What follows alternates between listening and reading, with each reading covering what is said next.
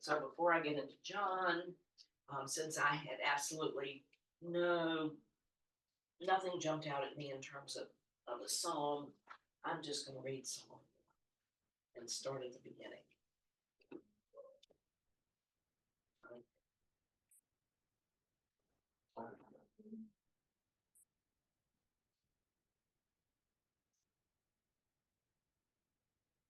You know, back in the days when I was a kid and had a Bible that was just a Bible, it was in the middle. But I've got so much extra stuff at the back that that's not true anymore. Okay, Shane Burney's not here. It's nice and short. Happy are those who do not follow the advice of the wicked, or take the path that sinners tread, or sit in the seat of scoffers, but their delight is in the law of the Lord, and on his law they meditate day and night. They are like trees planted by streams of water, which yield their fruits in its season, and their leaves do not wither. In all that they do, they prosper. The wicked are not so, but are like chaff that the wind drives away. Therefore, the wicked will not stand in judgment, nor sinners in the congregation of the righteous. For the Lord watches over the way of the righteous, but the way of the wicked will perish. Okay, any comments on that?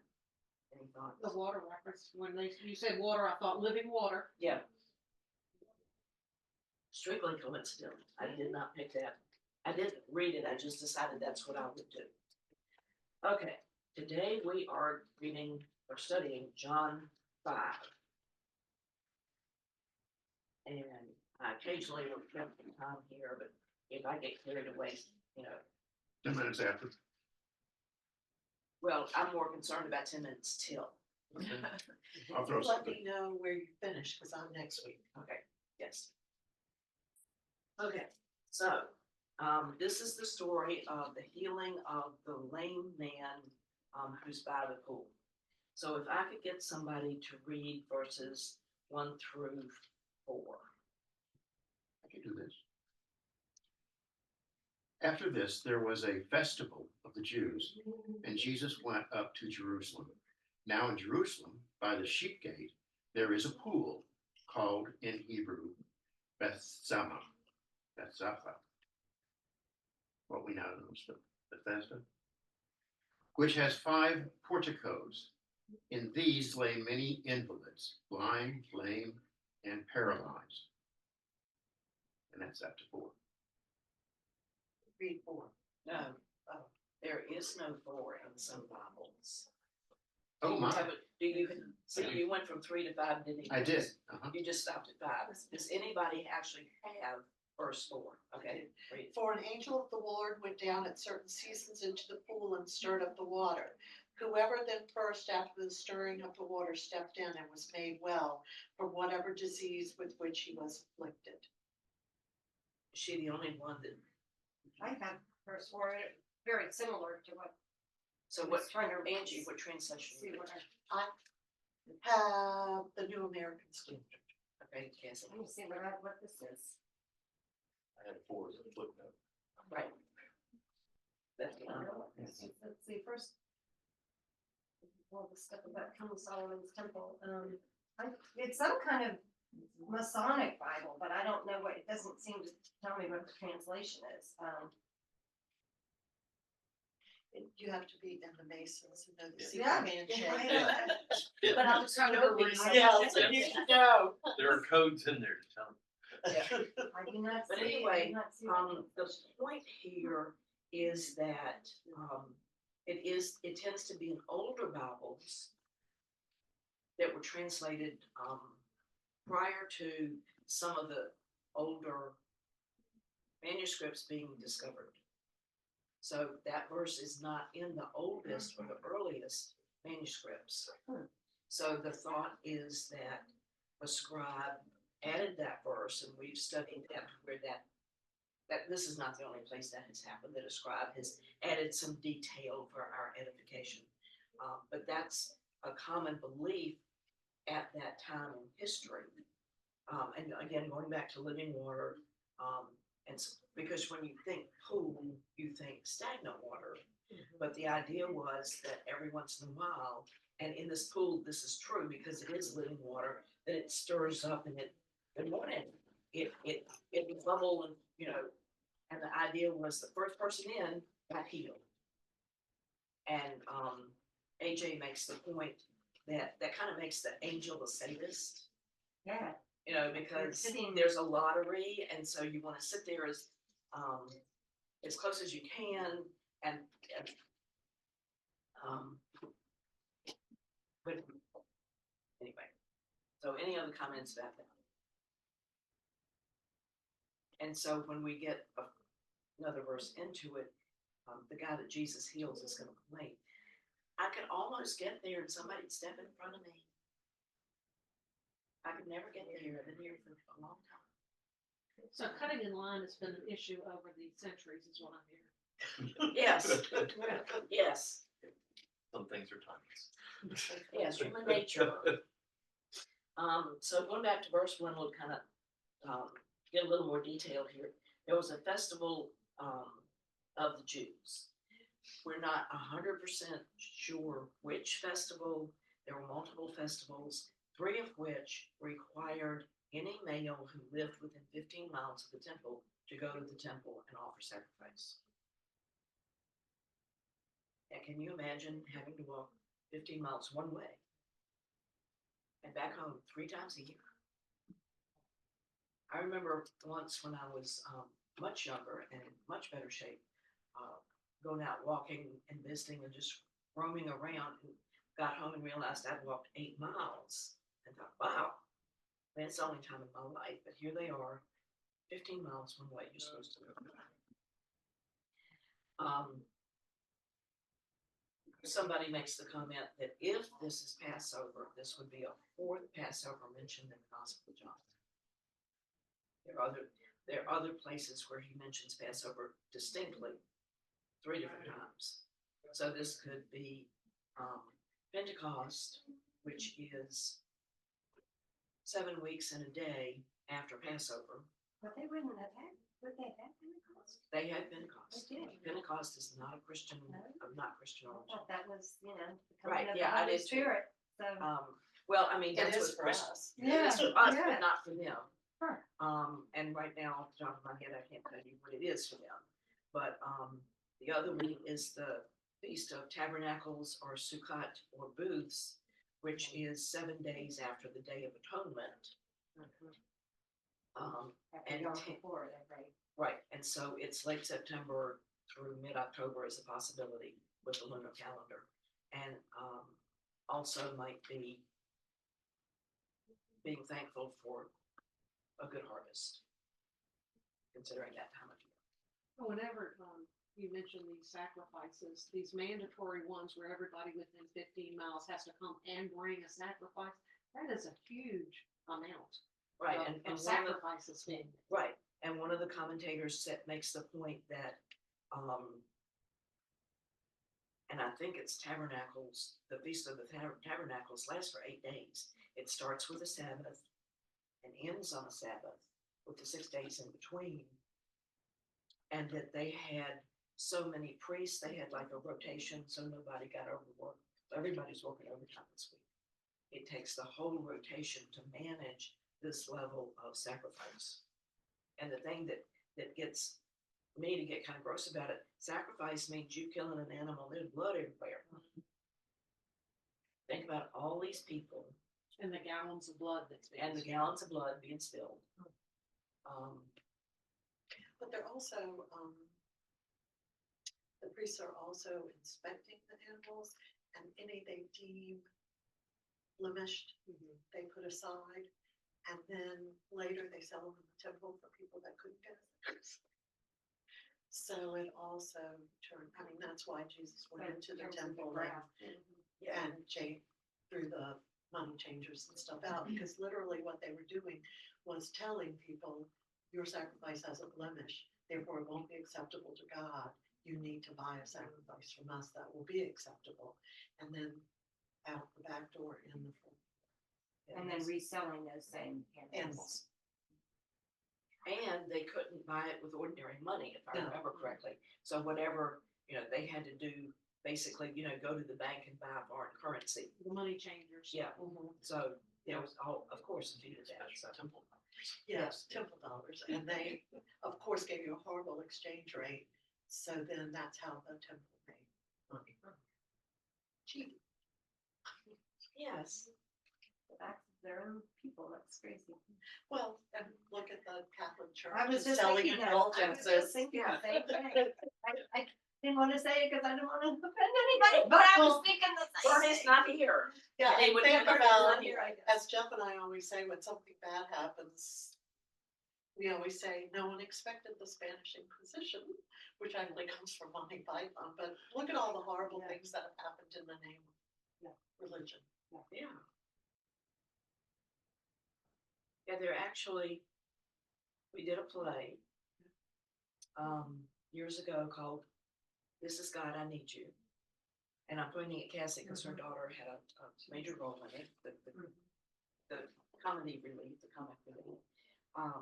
But the idea was that four humans got an audience with God, and each one was talking about a particular problem, and God would then do a monologue.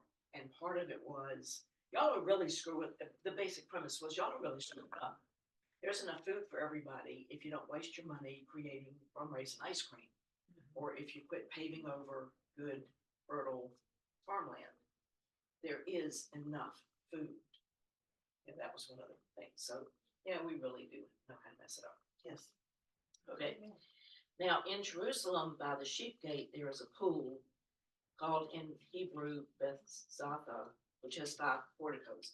And AJ goes into great lengths, if you care to read it. I'm not going to bore you with it, in all of the possible translations of the word and what they may possibly mean. But what I do want to point out is that that pool has been excavated. It does exist. And she makes the point that, so whoever wrote this knew Jerusalem. Yeah, it was excavated, I think, in 1880, and 5 porticos indicates a very large area. And so if you had some sort of issue health-wise, you could go there, it was a lottery, could you get in first? And so, so in verse 3, many in these lay many invalids, blind, lame, and paralyzed. So let's think about this. You're sick, you're blind, you're lame, you can't hear, you've got a limb and you're lying there. Now, when we go into the next couple of verses, the particular man we're going to study has been there for 38 years. How do you survive there for 38 years? Somebody's bringing you food. or right. something. Somebody's taking care of you. Yeah. If he's lame and can't move, you remember the scene in The Chosen? I know. We went back and watched it again. If you're not watching The Chosen, if you haven't seen it, you need to watch it. It brings the gospel to life. And obviously a lot of it is fictional, but at the core is what's in the Bible. It'll make you laugh, it'll make you cry, it just kind of wakes it up. So that's the end of the commercial break here. So somebody's taking care of this man, has been taking care of him for 38 years. And not just him, but everybody else that's there. So,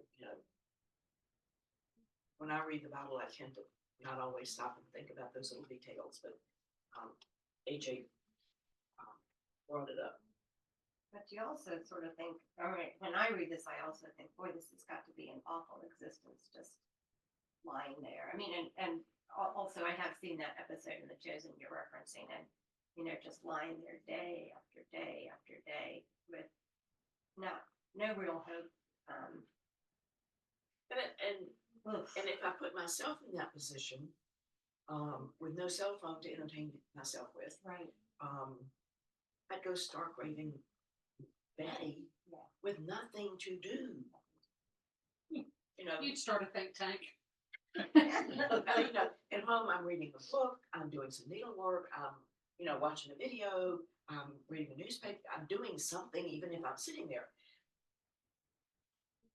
But they're just in I mean, the level of depression has to be horrendous. horrendous, yeah. And you're also sort of you're a social outcast because at that time they believed that if you had a disability, you were less than, and you must have committed a sin, or your parents committed a sin, and that's why you had a disability. And the level of your sin is reflected in the level of your sickness. So, yeah, you really are bad. Although this could have been like they had their own little social club there, for all sinners. And so, And it's not just in that culture. When I lived in Laos, in the village where I lived, they had people called sin eaters.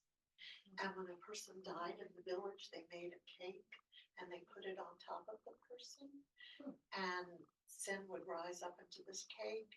And the person in my village had a huge birthmark on their face, and they would eat this cake so the person would be sin-free after death. And you are already cursed, so you get to eat the sin cake. Oh my word, that's horrifying.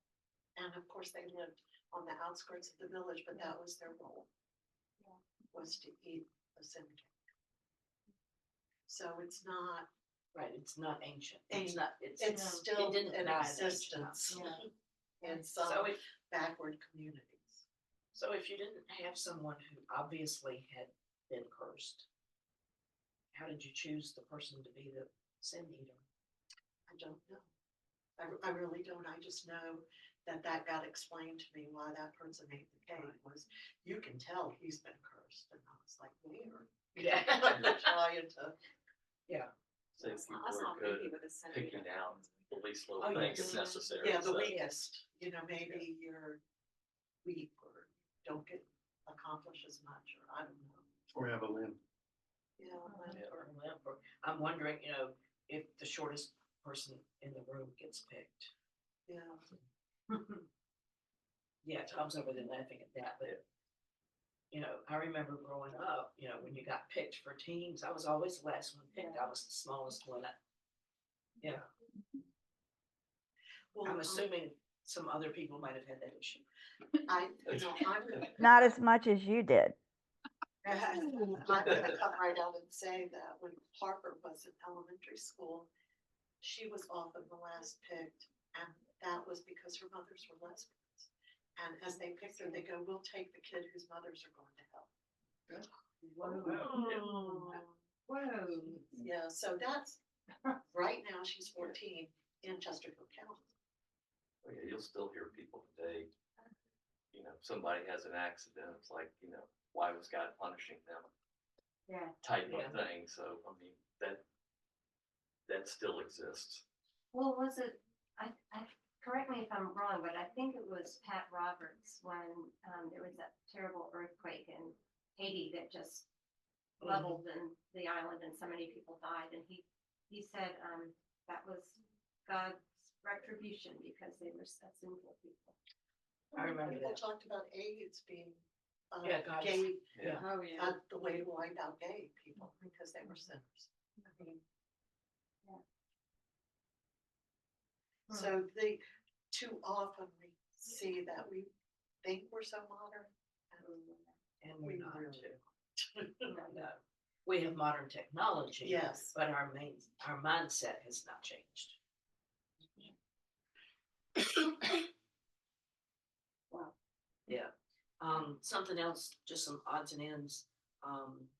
Notice that in this story, there's no mention of the disciples. Jesus appears to be here by himself, which is something that Joseph changed because he had a couple of them with him. I love how excited they get when Joseph. That's a miracle. Yeah.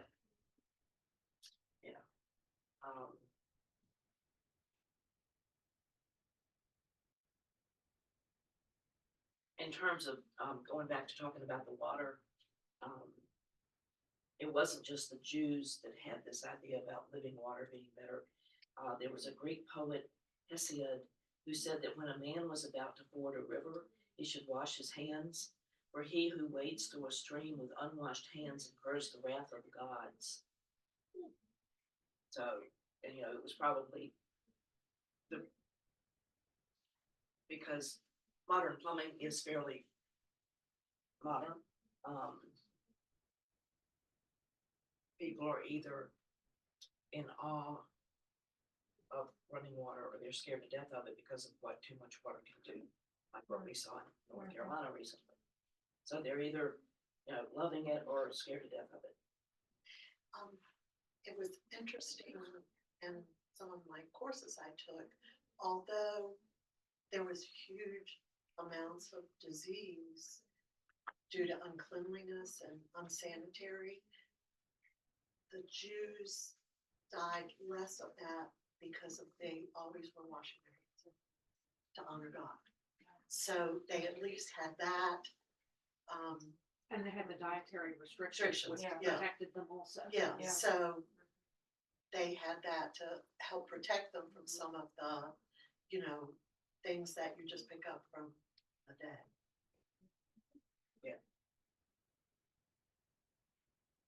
Okay, would somebody read verses, 5 and 6, 2 verses, I can do that. okay? And a certain man was there which had an infirmity 38 years. When Jesus saw him lie and knew that he had been now a long time in that case, he saith unto him, Wilt thou be made whole? Or a more modern way of putting that, do you want to be made well?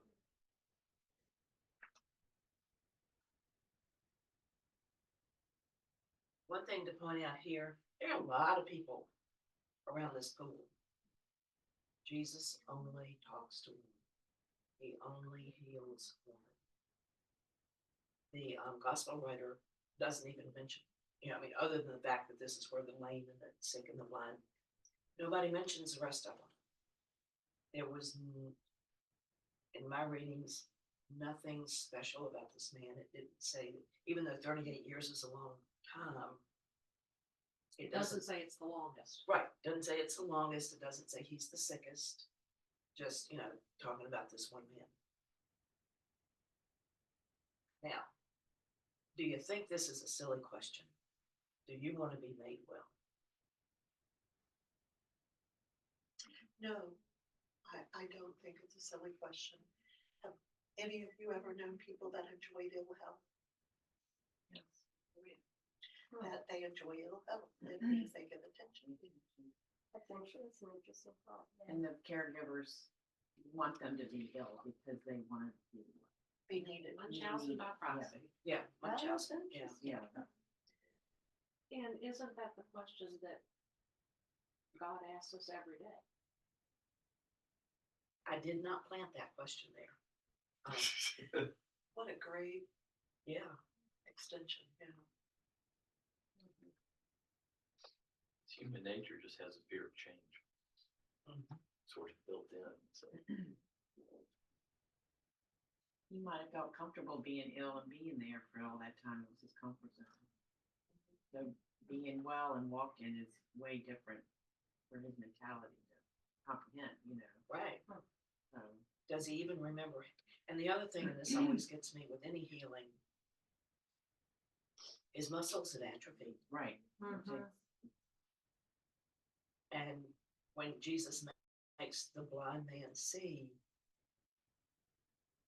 okay, if he's been blind from birth, his brain doesn't know how to translate those images. Right. If a deaf man's been deaf, he doesn't know what these sounds mean. Right. So it's not just that he can walk, it's that the muscles are strong. His upper body is strong enough to pick up his bed, although it's just a pallet, so it wouldn't weigh much. When we lived in Georgia, there was a woman, and she played softball, and her team was up for the state championship, and she was running to make the catch to end the game and win the title, and slid across, caught the ball, but ripped all the muscles in her back, and she was paralyzed from the waist down. So they won, but she was paralyzed from the waist down. And they took her to doctor after doctor after doctor in the Atlanta area and other places, Mayo Clinic, Johns Hopkins, lots of different places. And they finally, even if we operate, there's nothing we can do. You're going to be paralyzed. So she prayed all the time. God, I want to be healed. I want to be healed. She was like, what? How old was she?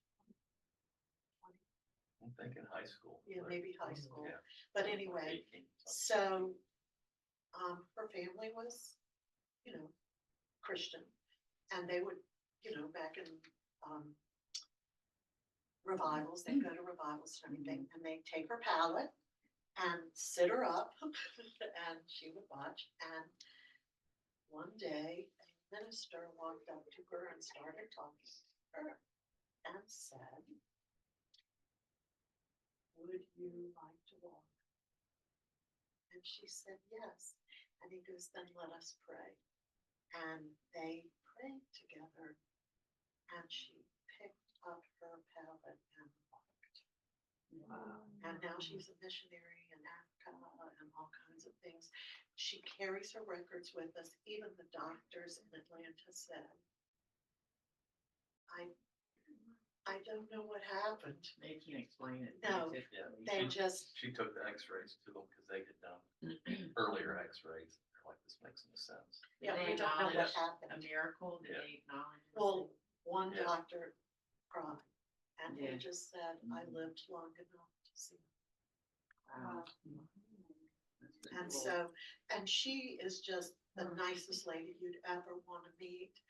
And she says she hates that when people come and say, "Will you pray for me?" And she goes, "It's not me. Yeah. Like, I will pray." Front of our kids, you're the president, but put it out there. And again, me being a person who doesn't have no filter myself, I can understand that, but there's a time and a place for everything. But at this point, I'd rather go here than go there because I don't want to get more. Thank you, Laura. Yeah, and so she will say, "I'm not able to heal you, but I will pray that God will help you accept whatever it is He has in store for you." And of course, she's been all over the world being a missionary. Yeah. Well, when I was, some of y'all don't know, I had breast cancer several years ago and was seeing the oncologist and was talking to the nurse, and the nurse and I hit it off together. And I was talking about my mother who had had colon cancer, and I made the statement to her that, we had just prayed that cancer out of her. And the nurse said, "Oh yeah, you'd be surprised at what we see here." Okay, cool.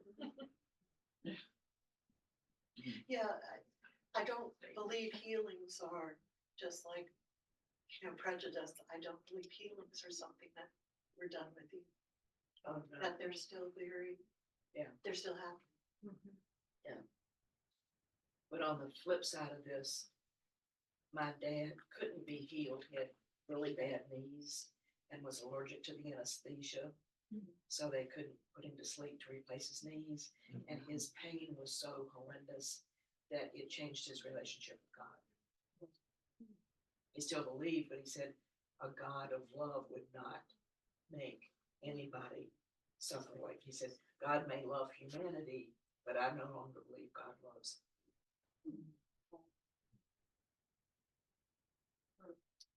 Okay, so what do you think about the 38 years? There's always some kind of symbolism with numbers here. I like that segue. What do we know about 38 years? Sounds like a generation. Well, you hear 40 years a lot. 40 years in the wilderness, whether you're wandering from Egypt to the promised land or 40 days in the wilderness if you're Christ, talking to Satan in the wilderness, but 38 is a little odd. I can tell nobody read their book. Janet, you read your book? No. Okay.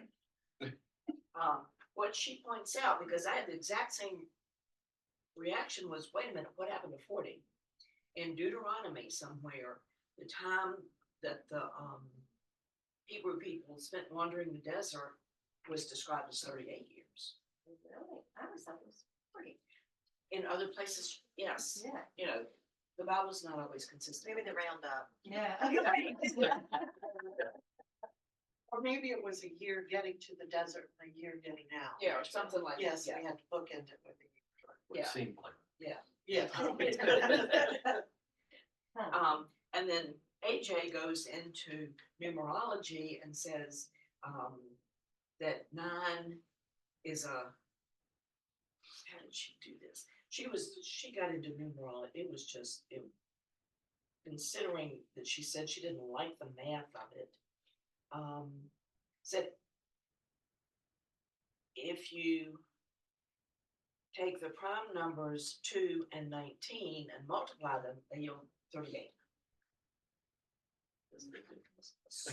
So what? Sorry, so I had the same reaction, and I'm a number person. It's like, I'm sorry, what are you doing here? And she goes on to make this even worse. Says Augustine noticed that the 153 fish mentioned in John 21:11, I have no memory of this, equals the sum of the first 17 numbers. You had 1 + 2 + 3 up to 17, you get 153. That's how many fish. I can't wait to get to this story. Do you remember this? Significance is what now? She's just, I mean, I like most of her writing, but this one really falls. I like the comment about it's a generation. Mm-hmm. You know, Yeah. to me, that makes more sense. Yes, it does. But the Bible normally gets, Or even 2 generations in biblical times. I mean, 38 years could be 2 generations in biblical times.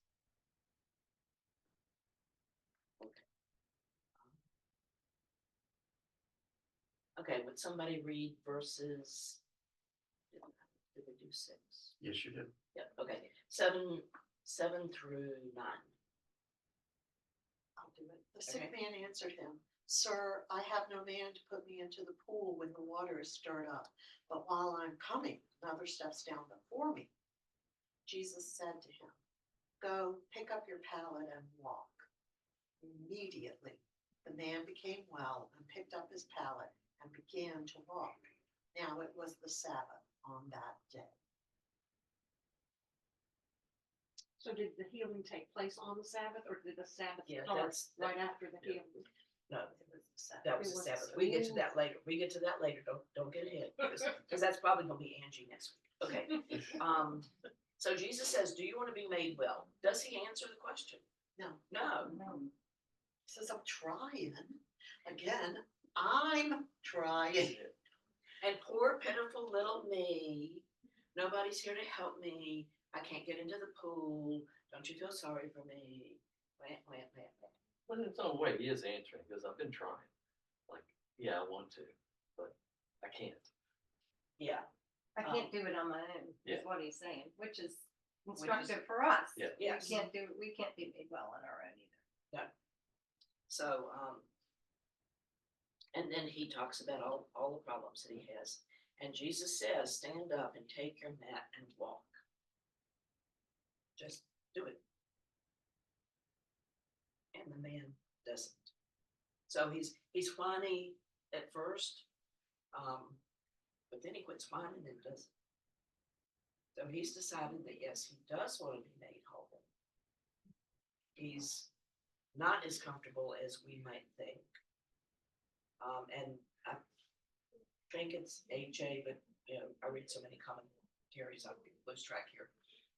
She even goes into, you know, in today's world, people who are on welfare and get comfortable on welfare and just want to stay there. We get comfortable, change is scary. I know Fear of the people unknown. that stay in jobs they hate just because Right, fear of something different. right. Fear of the unknown. We don't like the unknown.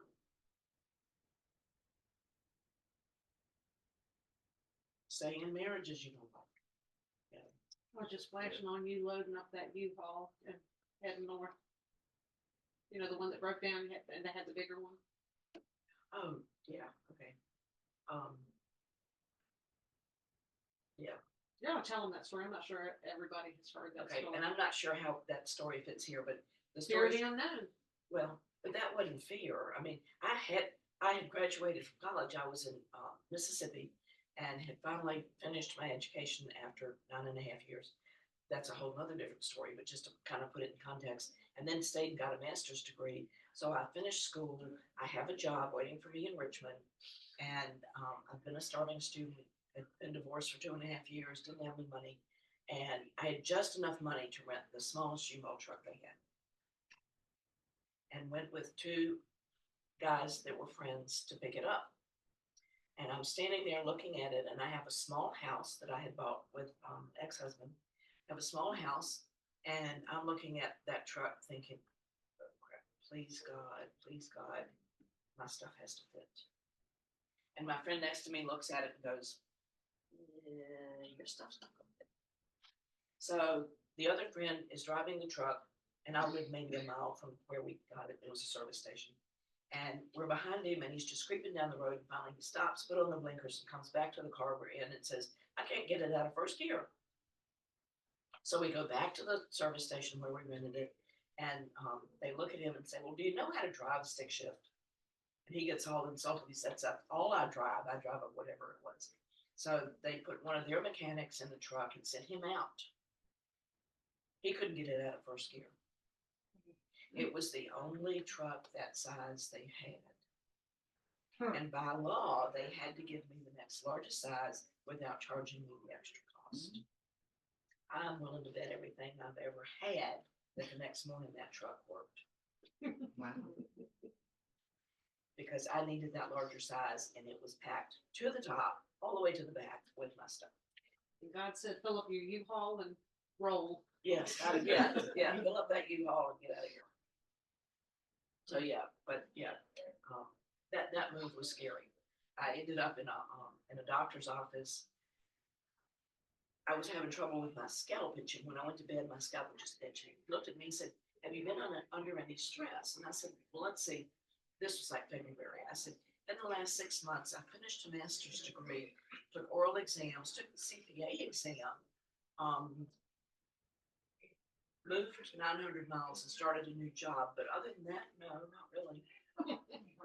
And he gave me a prescription of what I figured out later was tranquilizers or something. And when I figured out it was tranquilizers, and I know now I should have done it, I flushed it down the toilet. I was like, I don't need tranquilizers.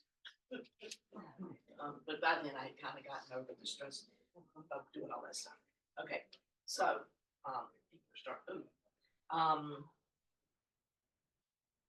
so the man was made well, and he picked up his mat, and it's described as a pallet. So it's not very big, and there's somebody makes the comment that his pallet has carried him for 38 years, and now it's his turn to pick up the pallet and to carry it well. And somebody said, he had to pick it up because somebody would trip over it. So, and is there any symbolism in picking up what has carried you through a bad time, and once you no longer need it, picking it up and taking it away?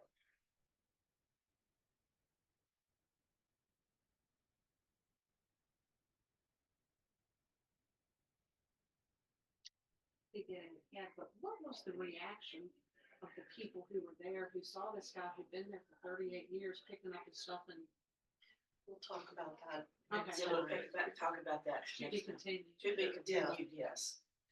Yeah. 'Cause I think that it's, as we've always said, he was made whole, new, perfect again. Like he could walk. There were no atrophied muscles. There was no lag in between. He didn't have to go to P3. Right, no, I like that. Yeah. Yeah. Our friend in Georgia talked about she's been paralyzed for years.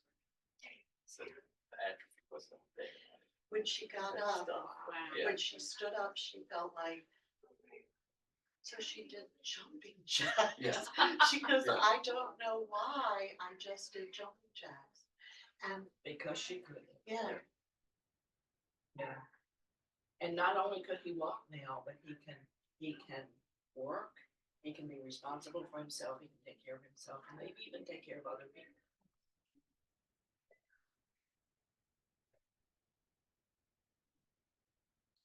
On that note, I'm gonna say thank you very much.